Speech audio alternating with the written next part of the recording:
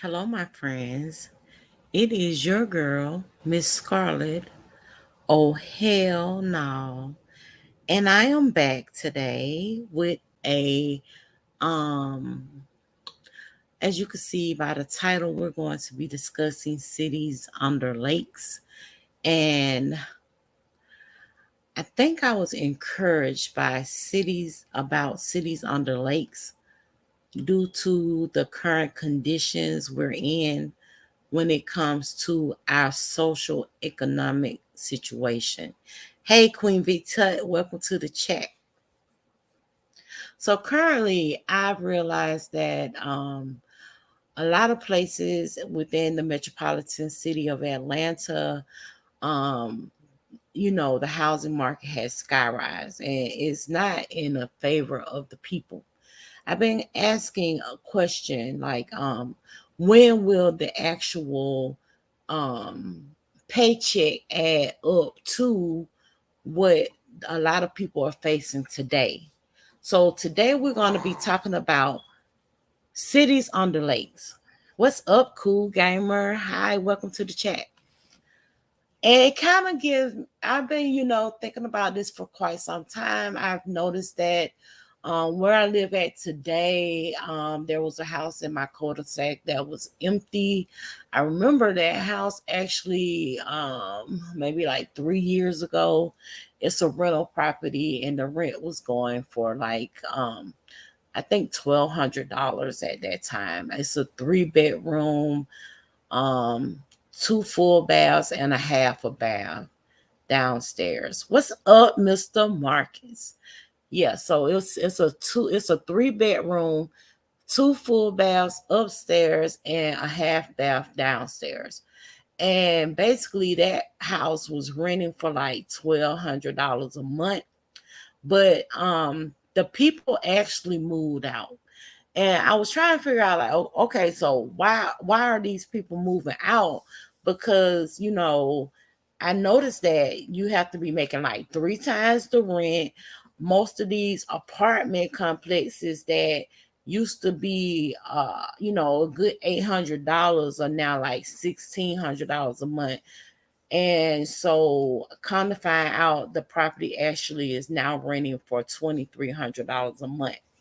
So I'm assuming that the family actually moved out of that property simply because it was no longer obtainable for them to afford to live there anymore. So maybe they had to re-sign their lease. But I was very curious because I had been asking this question. And as soon as they moved out, I went and looked up the property and I went and found out how much it was going for rent now.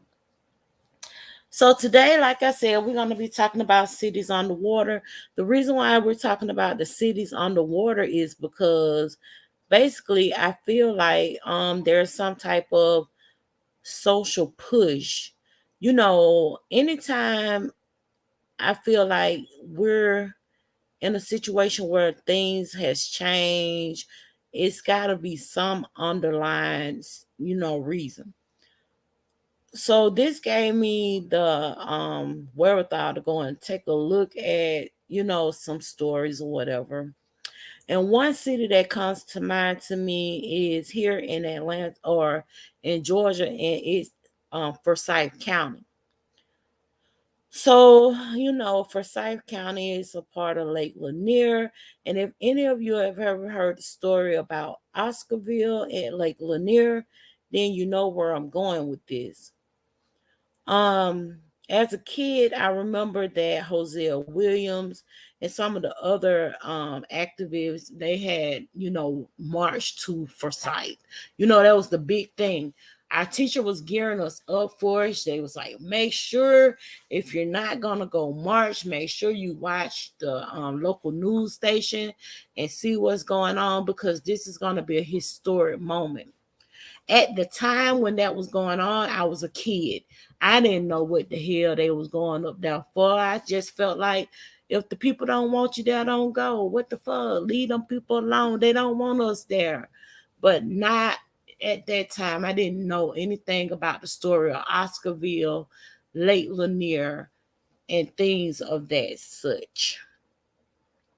So that kind of got me in a situation where I had started thinking like, if those people wasn't pushed out of Oscarville and those people still maintained their properties, and those properties was passed down from generation to generation to generation, then perhaps maybe the black family would actually see some type of residual from what they family put together.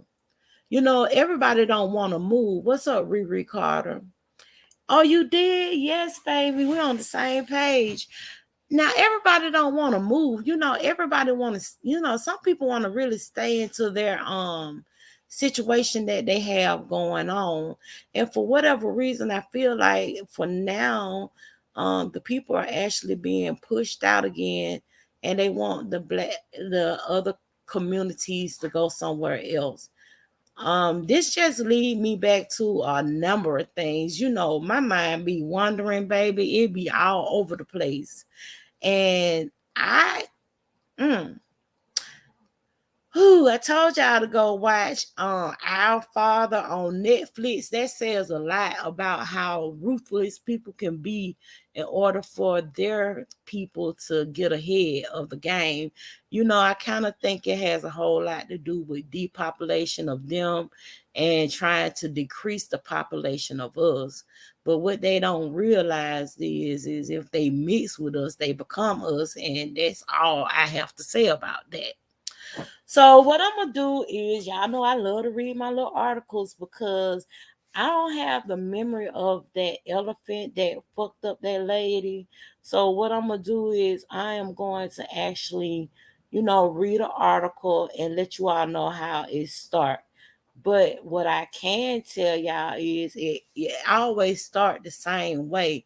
For whatever reason, back in the day, it always started with Karen, right? Karen always was the one to get the shit popping off. So if Karen said she woke up and it was a black man in her damn bed, then that's gonna make them go lynch the whole fucking town, right? So yeah, that's how it popped off. Um, Lake Lanier is considered to be what they call a haunted lake. They say that Lake Lanier is a haunted lake. What's at the bottom of Lake Lanier? They say that there's graveyards, there is burned down buildings. As a matter of fact, I saw a video where they was talking about when the droughts are in Georgia, you can actually see some of the grave sites as well as some burned down structures up under that lake. So let's get into it.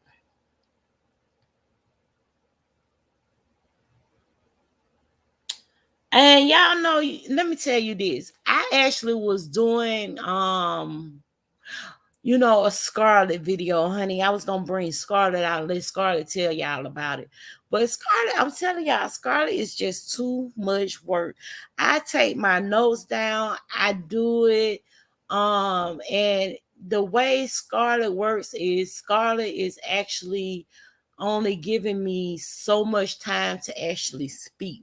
I know that entire town, yes, ma'am. I know that. I think. Let me see how much time they give me to let Scarlet talk. Hold on, let me see. How much time do they give me to let Scarlet talk? 30 seconds. They give me 30 seconds. So if I take everything that I say and put it in a 30-second video, and have to keep doing that over and over and over, y'all know they eat up my storage space. And I just be so tired by the time I get through. I said, honey, I'm going to go live. I am going to go live. So let's just get into it. It says many living in North Georgia has heard of the tale of what lies below Lake Sidney Lanier. From the grave burials by the water to alleged supernatural sightings near Browns Bridge, rumors surrounding Lake Lanier continues to be shared across not only Georgia, but now it's going into other states and cities across the United States. And the reason why this is called cities under lakes is because within my research I realized that there is a city in Alabama that they pushed the black people out and made it into a lake. There is a city. I'm sorry, hold on. There's a city that is in Alabama. It's known as Benson, Alabama. They was pushed out and they made that into a lake. Then you have the Seneca Village in New York City. They actually pushed the black people out of there and they created Central Park. And then you have Susana, Alabama, which they took from black people. And then you also have Vanport, Oregon, which they took from black people, and they also created a lake out of that. So yeah, y'all, they don't care. They do not care. So it says some of the stories highlighting Oscarville, a rural majority black community that once stood in northeast Forsyth County near the border of Hall County on a portion of land later used to build the lake. Though Oscarville has become a source of legend, what follows is the community tragic real life story as records in historic records and other sources. Strong black community. See, one thing about it is they don't want us to show any type of, strength in our numbers. So if y'all can recall the Black Wall Street that they burned down to the ground and sent in the troops to bomb, um yeah, that was they didn't want to see the black people doing good. So many remember Oscarville simply as a rural area that, well, okay, I already read that. Just before 1912, there was nearly 1,100 black residents in Forsyth County, with 58 of those residents being landowners, mostly in Oscarville, according to the Digital Library of Georgia. 109 black paid was farm tax, meaning that they rented or owned their own farms. Other black residents worked in commons as craftsmen or laborers. They all seem to be feeling or feeding their community in the town, which quickly became known for their churches and pastors such as Grant Smith and Levi Greenlee Jr. was the spiritual leaders and outspoken advocates of black residents according to the New Georgia Encyclopedia. I mean, can I get a New Georgia Encyclopedia? That was one thing I really enjoyed, and that was the encyclopedia. Yes, there have been. I know someone, we went on a 4th of July trip to Lake Lanier and we came back list one. Not only did they help and protect the community, but they worked to bring black residents together. Surviving records from Greenlee's church shows that the organization organized picnics for churchgoers, collected tithes from many in the community, including some white residents in Cummings. A local newspaper archived by the Georgia Newspaper Project showed that Oscarville was a strong black community. Many children also attended the local schools. A 1908 school census shows that 316 children was colored and enrolled in the school that was in the county. But at this time, some white residents in Forsyth saw the community as sort of a threat. I told you I don't know why they be so threatened by the strength of the black man and woman.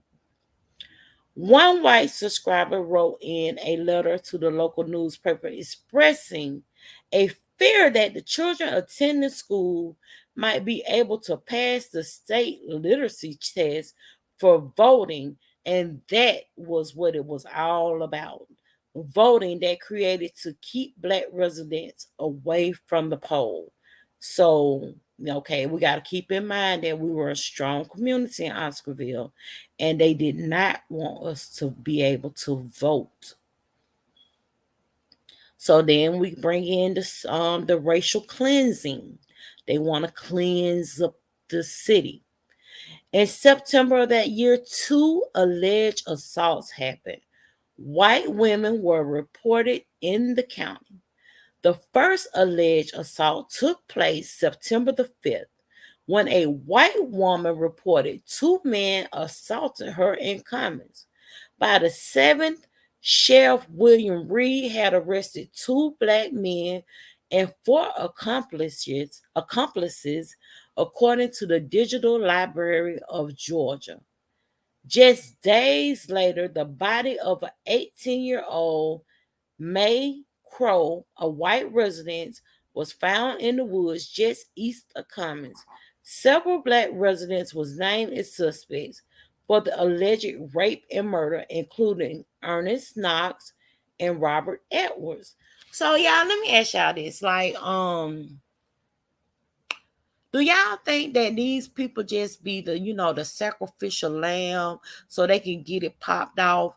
Because I feel like at this time, the way racial tensions were, I can't see no Black man just being so foolish to go and mess with a white woman. Like, you already know the odds. You might get caught up. And then again, you already know they're gonna string you up. So, like, what are the odds of a Black person actually saying, "Let me go try my look because I want me a little white tail tonight"? That's so odd. I mean, I think that they just use them as sacrificial lambs to have a reason to get it popping, right? And um, y'all know I like to do visuals when I do my when I let Scarlett do her thing. And I do have some pictures, and let me see if I can actually share. Hold on, if I'm in the right article. Because I want to share with y'all something that I seen that was in this article that I'm looking at actually on the History Channel.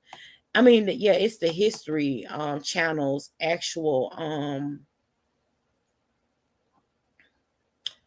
the History Channel actual um website. So I'm going to share this picture with you, and these are all the suspects, okay?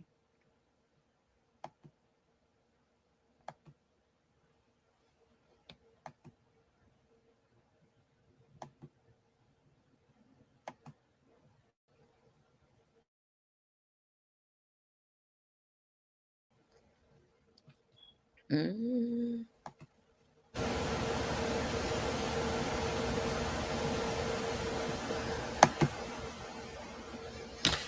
So it says the militia guards Negro during the trial. Now, the reason why was so interesting about this is because let me tell y'all how long this trial lasted. Okay, let me tell y'all about this trial. Mm, mm, mm.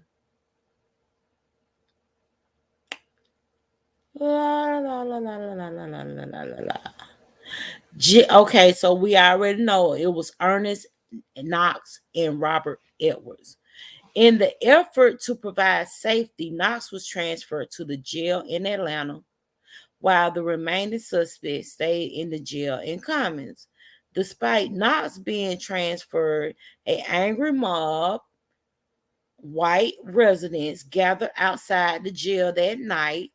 The mob seized Edward, who was a 24-year-old farmhand from the jail, beat him to death before hanging him from a telephone pole in the square.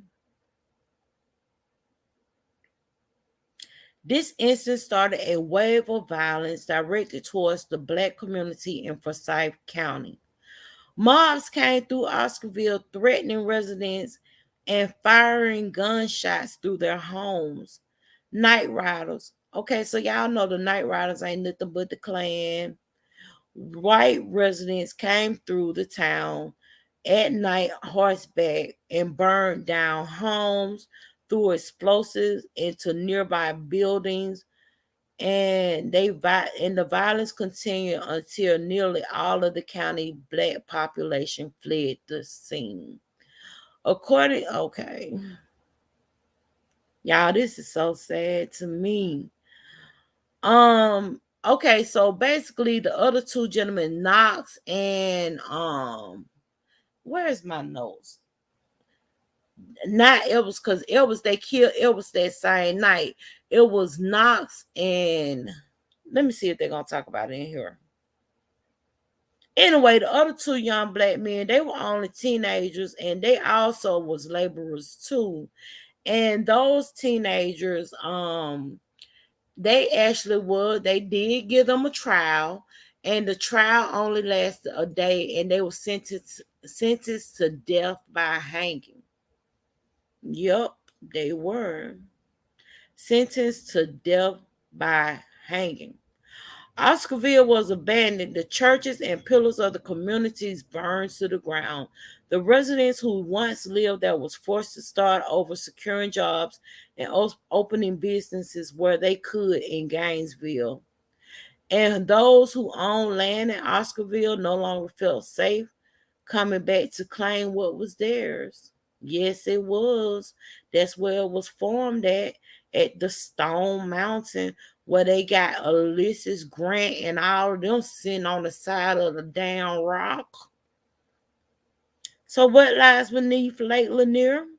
Moving forward nearly 40 years, the land once made up of Oscarville and Forsyth County was still mostly abandoned as the black population in the county remained low. Some say when it came to building Lake Lanier in the 1950s, the area was specifically chosen to cover up the town to silence and remove the history of the area. Though the process for preparing for Lake Lanier, the United States government acquired the rights to more than 56,000 of acres of land in Forsyth Hall in Dawson County to make room for the 38,000-acre lake and more than 700 miles of shoreline. This included several small towns, which most was considered farmland. And the acquisition of much of this land did not go smoothly. A lot of people had land that was passed down from generation to generation. Some refused to leave their land despite the generous payments offered by the government, and at least one resident had to be physically removed by force.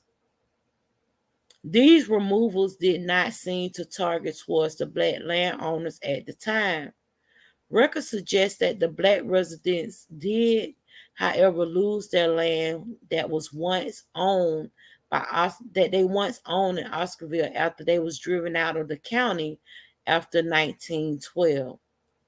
So, from my research, I learned that the reason why Hosea Williams and other activists actually was marching towards Forsyth County was because they felt like the government needed to pay the landowners, ancestors, the people that actually came behind them, something for them being driven out of Oscarville and not able to recoup their land that they own or whatever properties that they own. So Hosea Williams and the other guys, they were going up there to see what we could do to actually regain this land for the people that was you know children of those children. That's what made me interested in this, and I wanted to talk about it because of what we're facing today. A lot of people say that black people put themselves in situations, but I'm sure if it would have been where we could have had generational wealth if we wasn't actually driven from what we own to start with. And the manner in which they actually push these people out of their communities, and they have to leave behind things that they actually purchase and own is really crazy to me.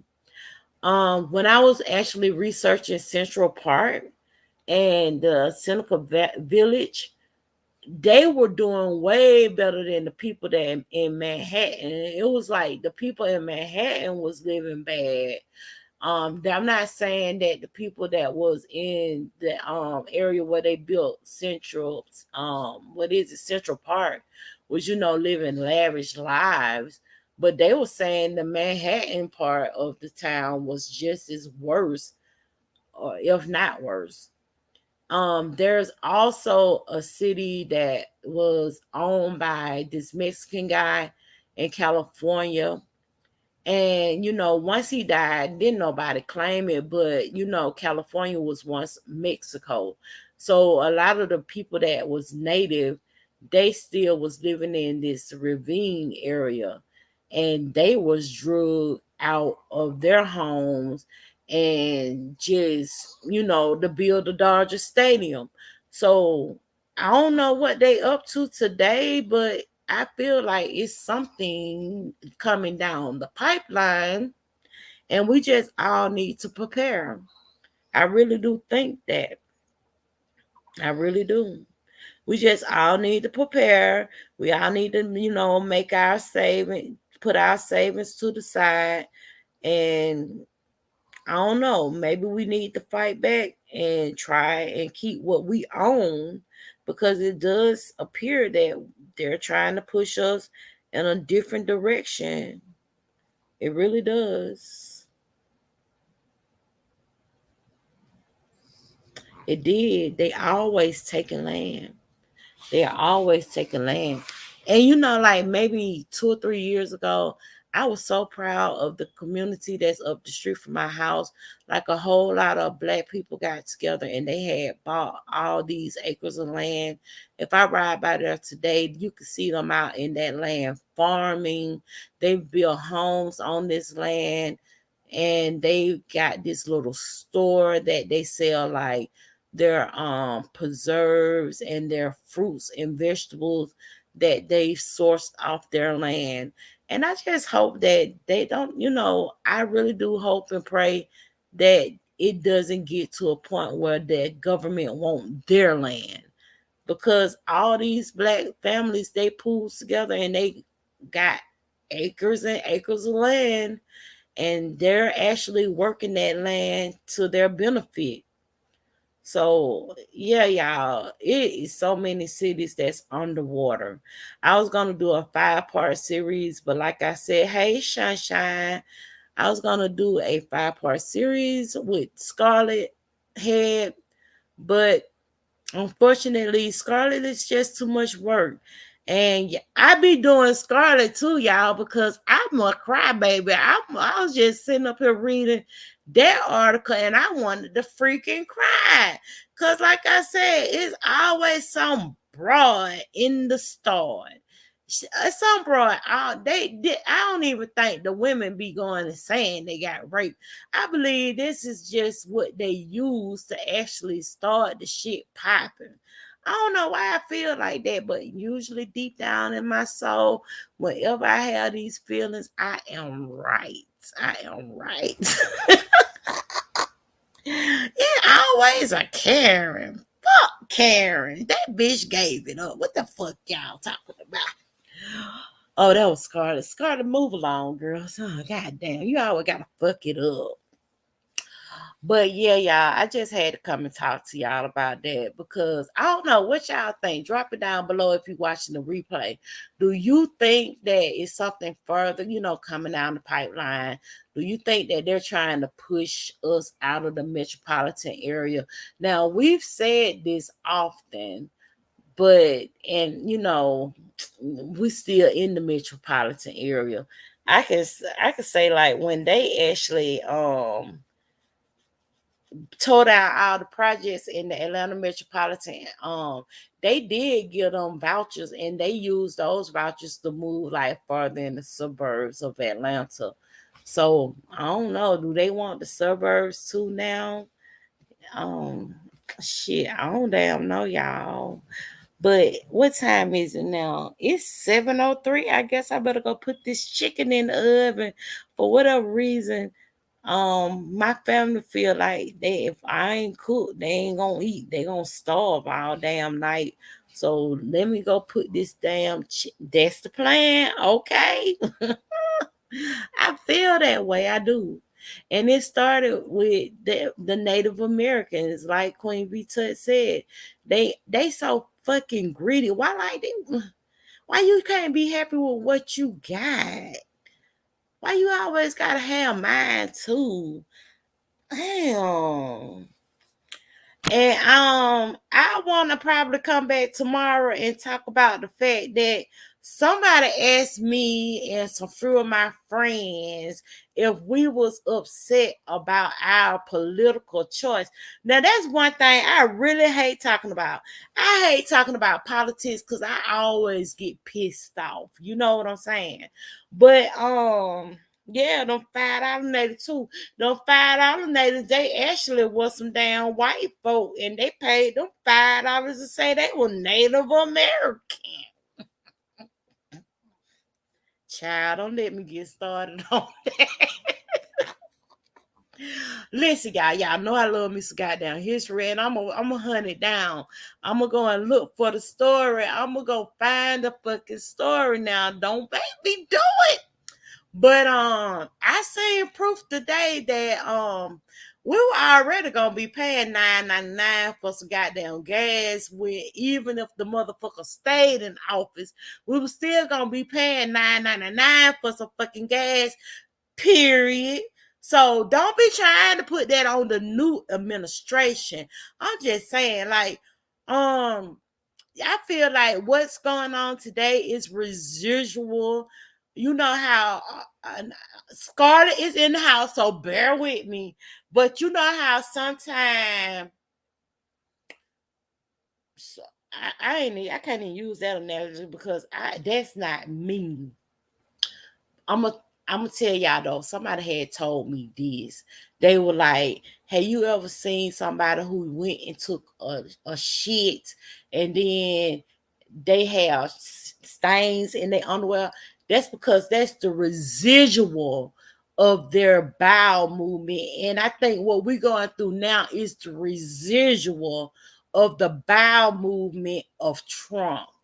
You know, one thing my dad told me about a Republican was the Republican, and my dad loved the Republicans. He loved what the Republicans do when they're in office because my father feels like when the Republicans are in office, you gonna get the money. My daddy always said that your money gonna look good when the Republican is in office, but he also said that when the new administration come in, it's the reason why we are in a situation where we're not getting the money is because it's the residual leftover bullshit that the Republican been fucking up for them down 4 to 8 years that they've been in office, and now we gotta pay that shit back.